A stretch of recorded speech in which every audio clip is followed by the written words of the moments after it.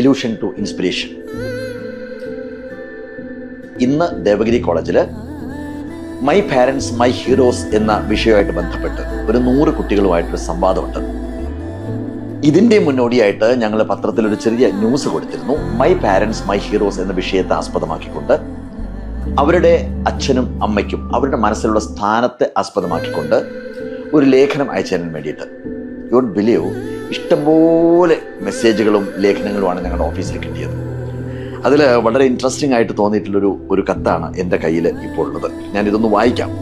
എന്തായാലും ഇന്ന് ഈ എഴുതി അയച്ച കുട്ടികളിൽ ഒരു 10 പേരെ ദേവഗിരി കോളേജിൽ വെച്ച് ഉച്ചയ്ക്ക് 1 മണിക്ക് ഈ സംവാദത്തിന് മുമ്പായിട്ട് ആദരിക്കുന്നുണ്ട്. ഈ കത്ത് വളരെ രസകരമായിട്ട് തോന്നി, അതാണ് ഞാൻ വായിക്കുന്നത്.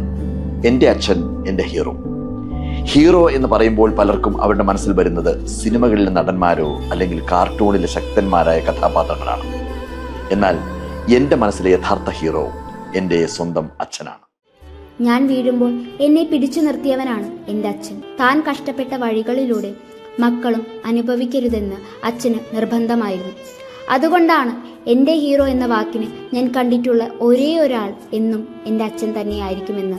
ഇതെഴുതുന്ന എൻ്റെ കൈകളുടെ ശക്തി എൻ്റെ അച്ഛനിൽ നിന്നാണ്. ഇതെഴുതുമ്പോൾ എൻ്റെ മുഖത്ത് ഒരു ചിരി വന്നിട്ടുണ്ടെങ്കിൽ ആ ചിരിക്ക് കാരണം എൻ്റെ അച്ഛനാണ്. പ്രിയപ്പെട്ട അച്ഛ, ഞാൻ നിങ്ങളെ സ്നേഹിക്കുന്നു.